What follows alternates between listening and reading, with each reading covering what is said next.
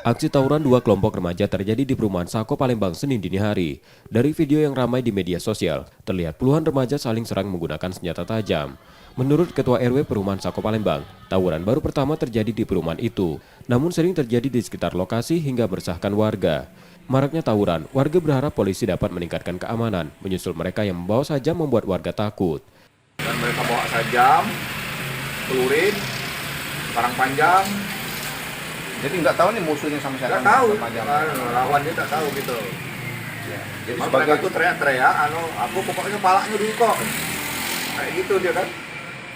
Kita nak keluar tak berani juga dia, orang rumah mereka karena bawa itu kan tidak jelas kok kondisinya kayak mana kakek. Peristiwa tersebut sudah dilaporkan warga ke Polsek Sako, Palembang. Reski Oktora, Muklas Diferensial, Kompas TV, Palembang, Sumatera Selatan.